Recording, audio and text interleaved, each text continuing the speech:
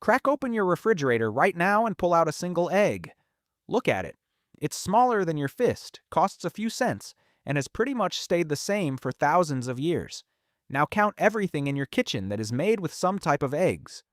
Cake, mayonnaise, pasta, bread glaze, ice cream, meringue, custard, pancakes. One ingredient, dozens of completely different jobs, and almost none of them have anything to do with each other. Why is that? Butter makes things rich. Flour gives structure.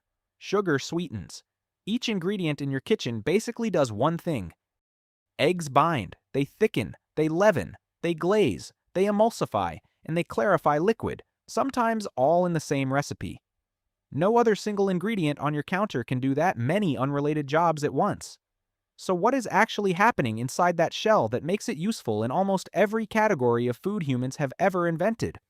Start with the part most people never think about, the egg white. It's mostly water and a handful of proteins with names like ovalbumin and conalbumin. On their own, those proteins are coiled up tight like little balls of yarn. Add heat, or whip them hard enough with a whisk, and they unravel and grab onto each other, forming a web. That web is what turns a runny liquid into a solid custard, a fluffy meringue, or the structure holding up a soufflé. You're not just cooking an egg, you're rearranging its proteins into a net strong enough to trap air or hold a cake together. Now the yolk. The yolk is doing something completely different. It's full of a fat and water-loving molecule called lecithin, and lecithin is the reason oil and water, which normally refuse to mix, will happily combine into something smooth like mayonnaise or hollandaise sauce. Without an emulsifier, oil floats on top of water and stays there. Lecithin grabs both ends at once and forces them into a stable mixture. That's the entire secret behind mayonnaise.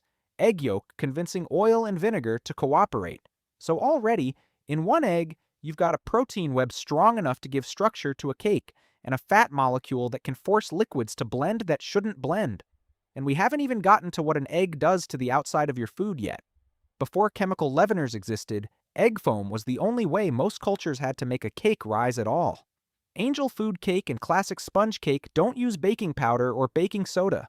They rely entirely on air whipped into egg whites or whole eggs, trapped inside that same protein web, then locked in place the moment heat hits the batter.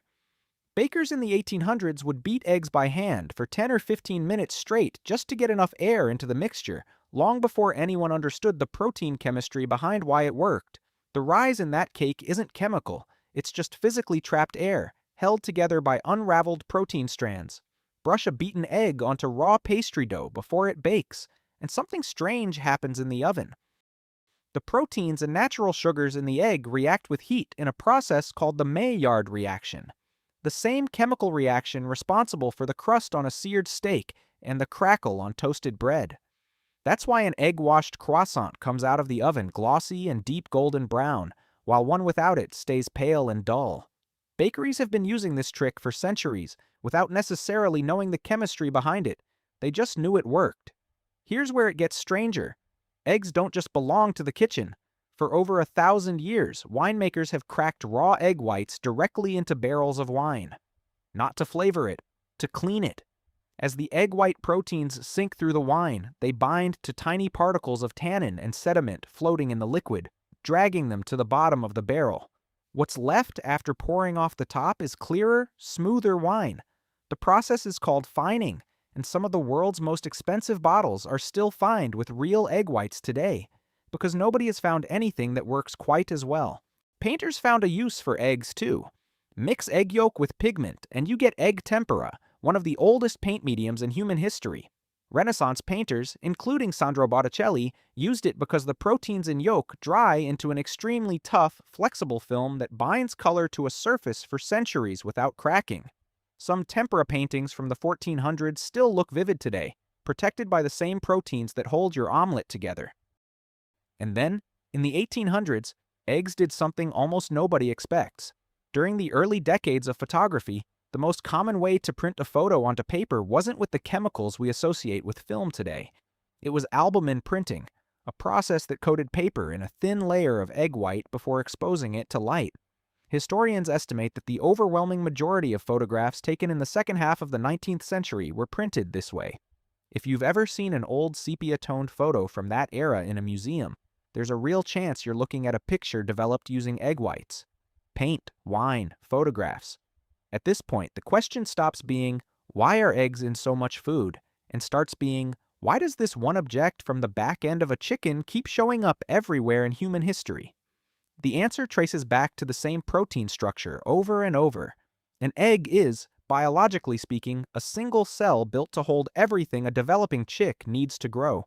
Protein for building tissue, fat for energy, and a tightly wound molecular structure that can be reshaped by heat, air, or acid into completely different physical forms. Humans didn't invent what eggs can do. We just kept discovering new categories where that structure happened to be useful. But maybe the strangest use of all isn't in your kitchen, your wine cellar, or a museum. It's in your bloodstream. Since the 1940s, the standard way to manufacture most seasonal flu vaccines has involved injecting flu virus into fertilized chicken eggs. The virus grows inside the egg for several days, gets harvested, purified, and turned into the dose that ends up in your arm. It sounds almost too old-fashioned to be true in an era of gene editing and mRNA technology, but egg-based production is still a primary method used for global flu vaccine supply, and manufacturers go through hundreds of millions of eggs a year just to keep up with demand. A shortage of the right eggs at the right time has more than once threatened to slow down a country's entire vaccine supply. So the same object sitting in your fridge that thickens your custard is also, on an industrial scale, one of the quiet reasons flu season isn't worse than it already is. Given all of that, you'd assume replacing eggs would be simple. Plenty of companies have tried. Since the early 2000s, food tech startups have poured enormous amounts of money into engineering plant-based alternatives, mostly built from mung bean protein, designed to scramble, bake, and bind like the real thing.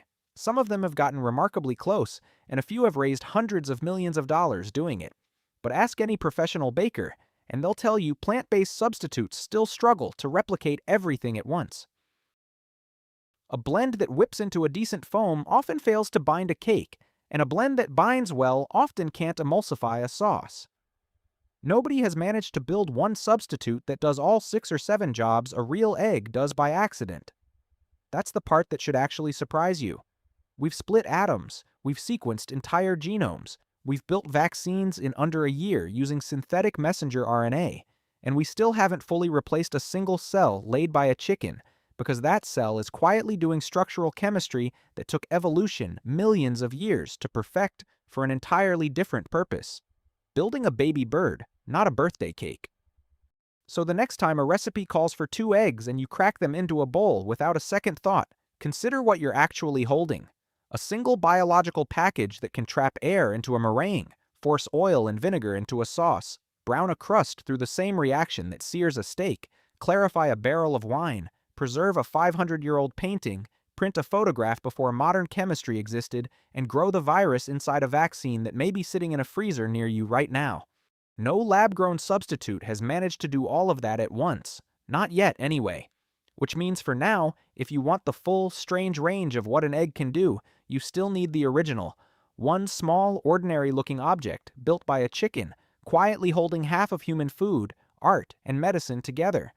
And somewhere in a kitchen right now, someone is cracking one open for pancakes with absolutely no idea what they're actually holding.